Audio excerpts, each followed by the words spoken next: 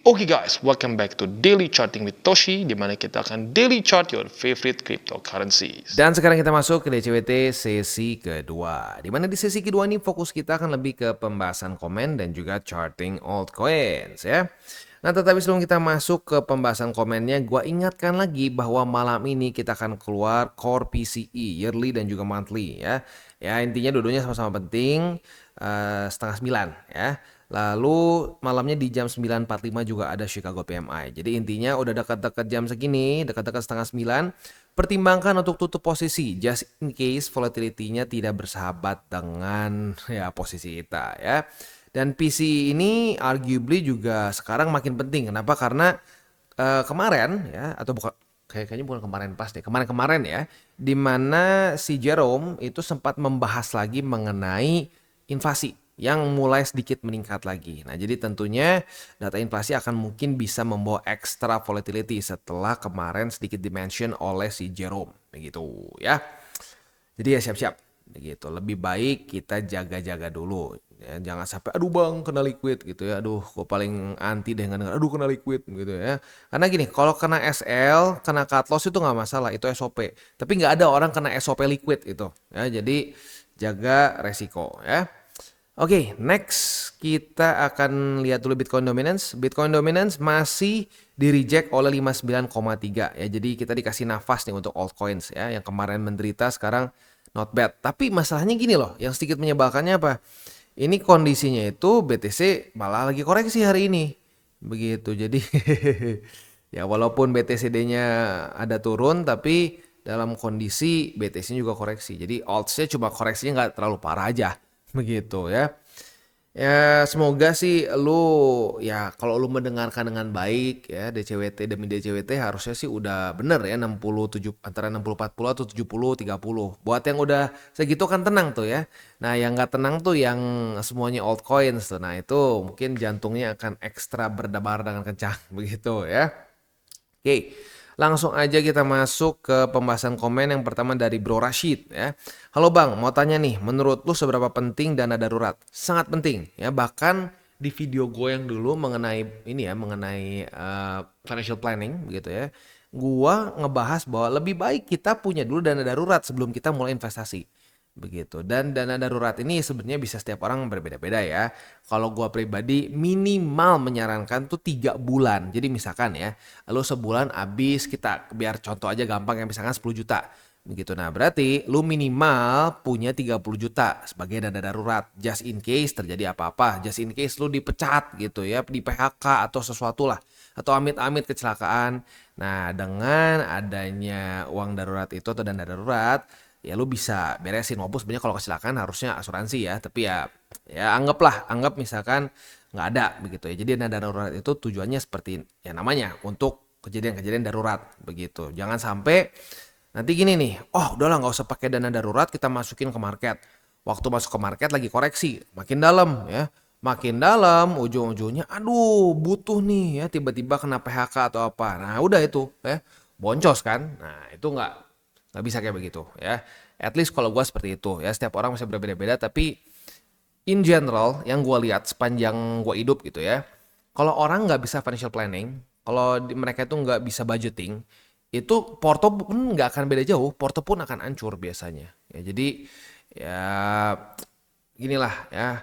Kalau di bisnis mungkin masih bisa lah orang serampangan bisa berhasil gitu. Tapi kalau di investasi gue belum pernah ngeliat orang serampangan ngasal gitu ya itu berhasil. Ya, biasanya orang-orang yang berhasil di market itu orang-orang yang rapi gitu ya, budgeting apa-apa gitu. Jadi ya bisa dimulai dari hal-hal yang simpel gitu, dari mulai bikin dana darurat, lalu yang kayak aturan biasa tuh 50, 20, 30 gitu. 50% untuk keperluan ya atau kebutuhan lah lebih tepatnya ya. Makan, minum, listrik gitu ya. Lalu 30% untuk senang-senang gitu ya, mungkin piknik sama keluarga gitu, ngopi-ngopi gitu ya.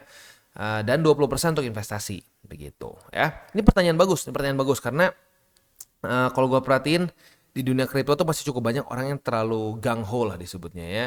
Apa itu gangho? Terlalu cacing-cacing naga-naga lah gitu kasarnya. Wah hajar aja kita lihat besok nggak bisa makan pun nggak apa-apa kita bakal kaya hari ini. Nggak bisa kayak begitu ya. Jadi harus apa-apa tuh di plan ya. Next dari Nathanael ya, atau siapa nih? Sorry bukan Nathanael tapi Natael ya. Makasih Bang Mas Toshi ya. Saya baru mau mulai bangun sistem filter informasi buat belajar invest jangka panjang. Kebantu banget nasihat dari Masnya. Wah, mantap ya. Bagus ya, lebih mendasar lagi. Harus jadi filter. Ya, kita harus bisa ngefilter mana yang berguna informasinya, mana yang tidak gitu. Karena sekali lagi banyak sekali informasi sampah ya, sampah di internet begitu ya. Next dari Impossible 4434. Bener sekali, apalagi momen BTC halving udah pasti lambenya manis buat jualan grup VIP. Yes, bener ya, setuju banget. Di cycle sebelumnya pun sama, di 2021 gitu, itu kan post halving year gitu ya. Wah, luar biasa, banyak sekali grup-grup sinyal ya. Wah, begini begitu ya. Udah kayak dia yang punya market. Nanti tanggal sekian, jam sekian akan ngepump, akan ngedump ya. Kemana channel-channel itu yang ada dari cycle sebelumnya mati sekarang. Begitu, kenapa ya? Karena salah mulu ujung-ujungnya. Ya, jadi nggak bisa lah begitu. Tapi memang mungkin sudah fitrahnya lah gitu, sudah in their nature gitu untuk keluar saat halving. Karena kenapa? Liquidity akan bertambah. Walaupun sekarang jujurnya masih belum terlalu, tapi ya suka nggak suka itu lebih besar dibandingkan dengan sebelum-sebelumnya, dibandingkan 2023, 2022, begitu liquidity lebih sedikit gitu ya. Next dari kegagalau. Kok lucu namanya kegagalau. Oke lah ya. Benar, ini dari 2017 main BTC Porto 70%, sisanya 20% alts dan 10% IDR saja masih keringat dingin. Heran aja kalau ada all in di alts. Percaya sama gue bro. Yang kayak lu tuh jarang ya, serius jarang.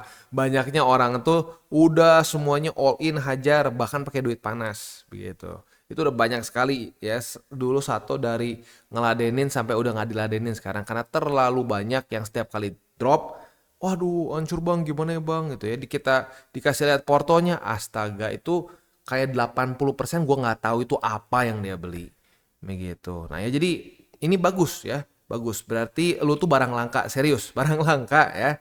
Orang rata-rata itu serampangan di market. Next dari Haris Fareza. Bang izin tanya, kalau exchanger Indo harus lapor SPT lagi nggak? Harus ya.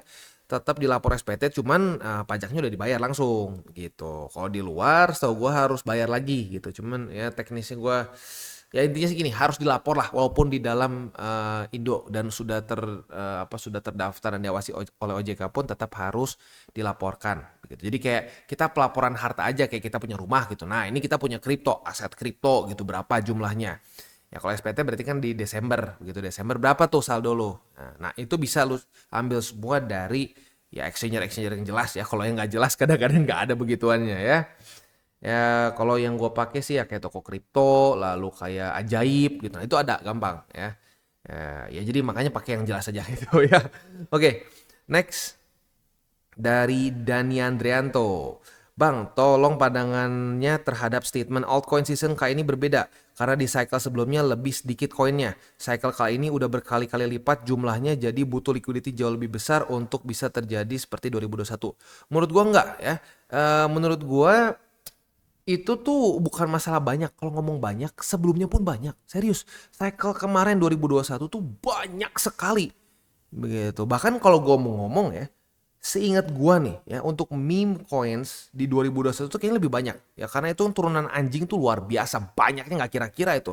Ada ada dulu tuh Shiba ya kan, Shiba Inu ya, lalu juga ada Buff Doge dulu itu yang rakpul tuh ya, lalu ada waduh serius dulu banyak banget yang tema anjing ya, sekarang banyak yang mati sih begitu. Jadi bukan masalah ada berapa banyak gitu, tapi permasalahan liquidity-nya aja gitu ya. Balik lagi ke sini, menurut gua tuh balik lagi ke sini gitu ya.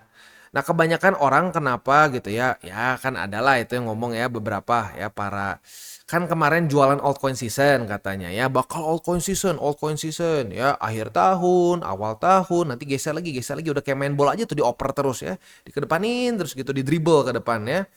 Ya itu harus cari alasan kan. Nah mereka nggak tahu data begini, mereka nggak punya data mengenai balance sheet, nggak ngerti ini apa korelasinya mungkin ya. Jadi mereka harus cari cara kan, harus buat alasan tertentu untuk kasarnya, oh ini soalnya liquidity-nya keambil banyak. Bukan masalah liquidity keambil banyak, Kagak ada liquidity, belum ada. Begitu ya. 2021 begini. 2021 balance sheet-nya naik. Nih bandingin ya. 2021 nih. 2021 seperti ini. Ini 2025, 2024, 2025 lah. Ya, kebalikannya kan, yang satu naik, satu turun. Begitu. Jadi, ya sekali lagi kalau menurut gua, ini pandangan gua. Orang-orang yang ngomong seperti ini kemungkinan besar nggak tahu apa korelasinya balance sheet, apa korelasinya interest rate. Bahkan jangan-jangan ada yang nggak percaya. Karena serius loh, ada orang-orang yang bilang gini, kripto itu decentralized, dia itu tidak terpengaruh sama makroekonomi. Siapa bilang? Yang terdecentralized itu cuma validasinya. Ya, validasinya, bukan korelasinya dengan market in general, begitu, dengan macroeconomics. Sangat terpengaruh gitu, sangat terpengaruh. Lu bisa di sini ya. Bitcoin dominance literally itu terjadi, bukan terjadi, tapi Bitcoin dominance itu mulai terjadi pelemahan yang secara sistematis itu tepat saat balance sheet mulai naik. Tepat, lu bisa lihat di sini ya. Tepat. Artinya apa? Ini kebijakan ekonomi bisa mempengaruhi market kripto.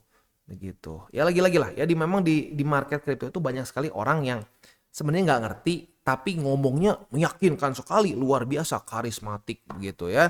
Tapi ya itu seperti tong kosong nyari bunyinya tapi nggak ada ininya, nggak ada dasarnya gitu, ngomongnya cuma ya kayaknya sih gara-gara ini. Ya mungkin baik lagi gara-gara kepanasan ya diminta pertanggungjawaban mungkin. Ya, ini gimana nih altcoin season? Oh beda, soalnya kali ini kebanyakan koinnya. Enggak, zaman dulu juga banyak. Dari cycle ke cycle tuh koin banyak ya. Nggak kira-kira banyaknya. Jadi bukan masalah itu, tapi masalah macroeconomicsnya memang belum terlalu mendukung gitu untuk altcoin season. Ya, bagus nih pertanyaan. Yang kalau gue perhatiin ada beberapa juga yang nanya seperti ini ya. Nah ini sekarang gue lurusin biar jelas begitu. Bukan gara-gara kebanyakan koin, kebanyakan alt, enggak. Dari cycle ke cycle selalu banyak kok ya. Banyak yang tumbuh, banyak yang mati begitu ya. Next dari Ibnu itulah ya. Susah nih kalau kadang-kadang kalau digabungin gini tuh rada susah bacanya ya. Dulu awal masuk kripto full meme sama koin gak jelas awal 2024. Setelah minus sekitar 20%-an, untung ya, koin gak jelas full meme cuma minus 20% tuh udah untung serius.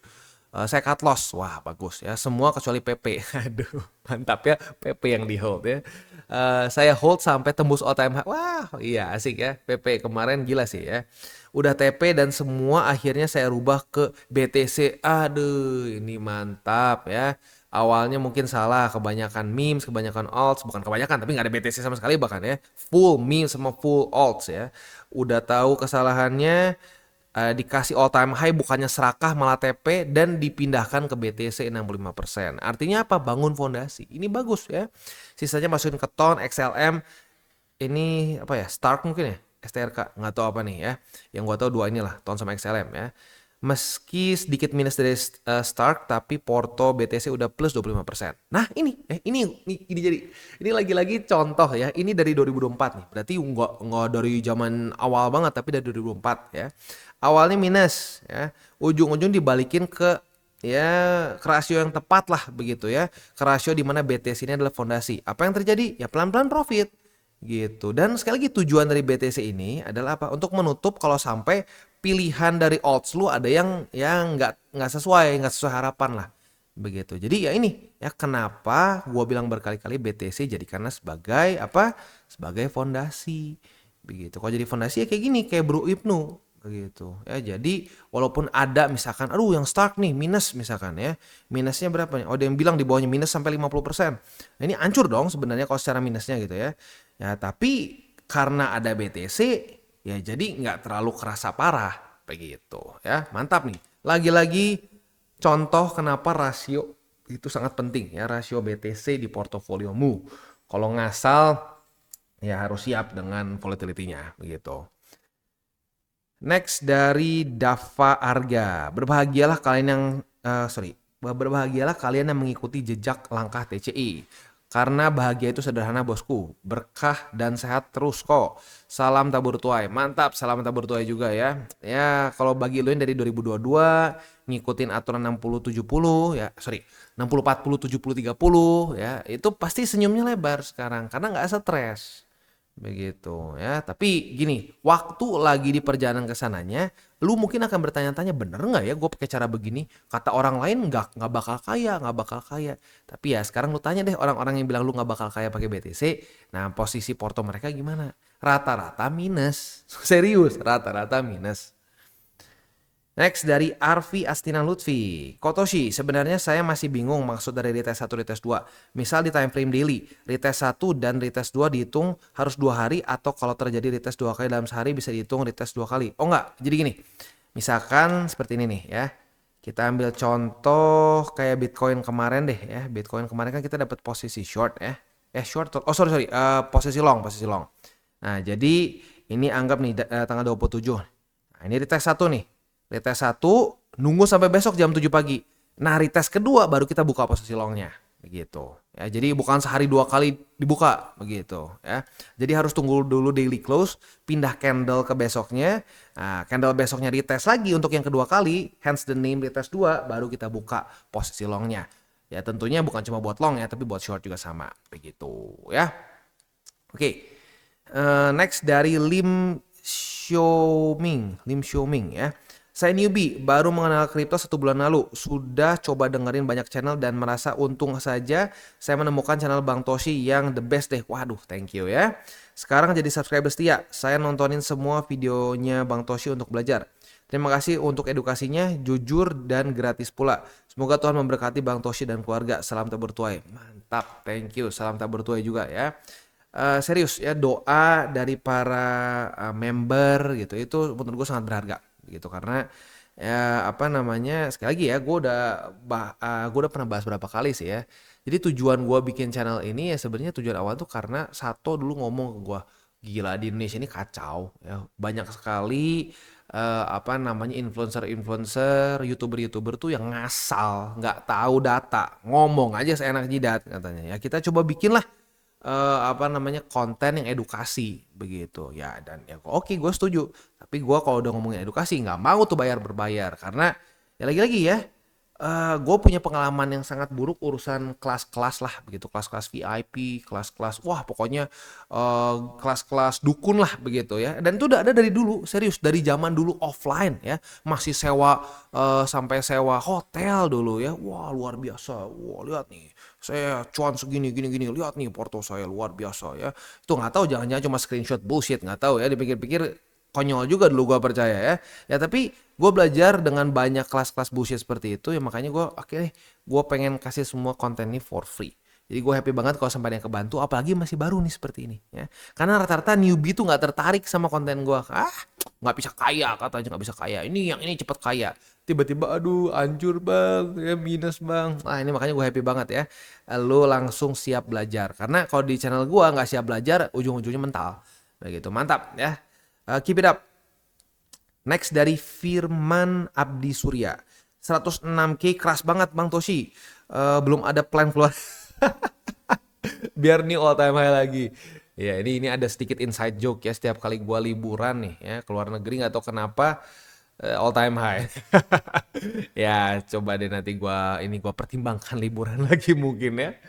Ya tapi apapun itu santai aja, terus aja konsisten akumulasi begitu ya, karena nanti indah pada waktunya ya. Oke, kurang lebih seperti itu. Selanjutnya kita akan masuk ke buy limit, tetapi sebelum kita masuk ke buy limit seperti biasa gua akan disclaimer dulu bahwa semua konten dari TCI bukanlah financial advice. Ini semua bentuknya adalah edukasi. Lalu bagaimana cara untuk mendukung TCI? Ada banyak caranya. Lu bisa like our video, bisa share our video, atau juga bisa menggunakan link referral kita di bawah.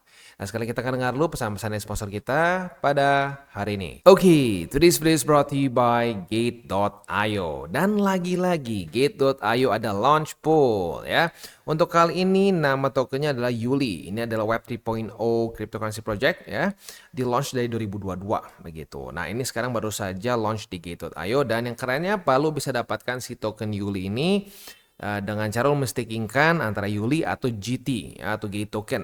Nah jadi buat lu yang memang sudah punya GT ya mungkin senyum juga ya, karena GT all time high lagi ya, luar biasa. Gue pribadi pun kaget waktu ngelihat, wah gila GT-nya peningkatan si tokennya tuh luar biasa ya. Nah kenapa bisa seperti itu? Memang karena Gate.io banyak sekali event-event yang menggunakan si GT ini ya, atau Gate token. Nah, jadi buat lo yang punya GT, pertimbangkan untuk stakingkan your GT atau bisa juga Yuli ya untuk bisa mendapatkan si token Yuli ini ya. Itu event launch pool yang sedang berjalan. Nah, selanjutnya seperti yang kita sudah bahas dari kemarin bahwa sekarang di Gate.io juga sedang ada event ya, sedang ada event di mana nilai si grand prize-nya itu mencapai 50.000 USD ya. Masih lumayan lama, masih 9 harian lagi. Jadi buat lo yang tertarik untuk ikutan, silahkan bisa ikutan di situ ya. Dan di sini ada dua jenis, untuk para pengguna baru dan juga untuk para pengguna yang lama ya. Nah, untuk para pengguna baru ini ada beberapa prizes yang bisa kita dapatkan. Salah satunya adalah kita bisa mendapatkan 20 share startup vouchers. Ya, ini lu bisa dapatkan dengan cara lu register ya, menggunakan link reflektor di bawah ya. Lalu juga lu bisa mendapatkan bonus di sini untuk trading fees dengan cara deposit no less than 50 USD ya. Dan juga bisa mendapatkan reward dari 5 until $10. Lalu juga di sini ada New Year Fortune ya. Lalu juga ada the Grand Mystery Prizes. Dan untuk yang sudah punya akun di Gate.io boleh juga di sini ada event bounty untuk referral begitu. Jadi buat yang tertarik bisa ikutan ya.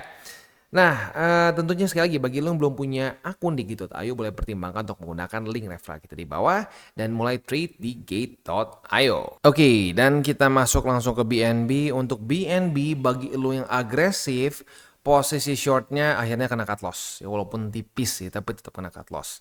Nah, buat yang konservatif kemarin profit ya, karena kemarin itu tutup posisinya karena ada data penting lah. Gue lupa tepatnya jam berapa.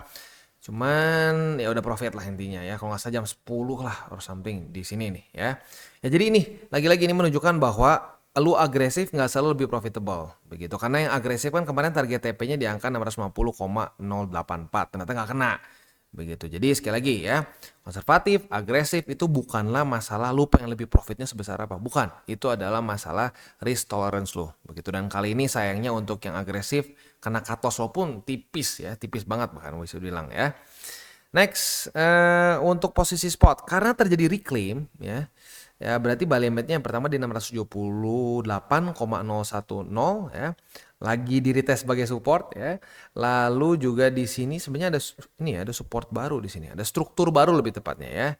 Jadi ya ini bisa juga dipertimbangkan untuk menjadi buy limit selanjutnya yaitu di angka 664,202 ya. Dan selanjutnya di angka 650,084. Itu kurang lebih untuk di BNB. Next kita masuk ke Cardano. Untuk Cardano kondisinya itu sama ya. Sama persis malah ya. Jadi buat yang konservatif profit ya, udah tutup posisi di tanggal 29. Nah, buat yang agresif sayangnya tutupnya di atas, terjadi reclaim, maka dari itu cut loss. Nah, buat lu yang baru buka sekarang, sebenarnya Cardano untuk BNB juga mirip-mirip lah ya. Nah, boleh pertimbangkan tutup sekarang posisinya, begitu. Kalau tutup sekarang berarti nggak minus. Ya, tapi jangan sering-sering gitu ya. Harusnya sih sesuai SOP aja, jam 7 pagi ya tutup. Ya sekarang turun, kalau tahunnya naik lagi kan sedih, begitu. Jadi ya tetap ikutin SOP, tapi bagi lo yang mungkin lupa tutup atau gimana ya tutup sekarang jadi nggak minus. Oke, untuk posisi spot berarti ini udah lagi di retest ya 0,954 baru reclaim dan langsung di retest sebagai support. Lalu di angka 0,895 dan angka 0,845. Itu kurang lebih untuk posisi spot dan futures di Cardano. Untuk XRP kemarin nggak jadi retest kedua, ya sudah berarti harus pulang lagi ya. Jadi apabila terjadi retest 1, retest 2 di EMA20 sebagai support, kita bisa buka posisi long. Target TP-nya di angka 3,21993 ya.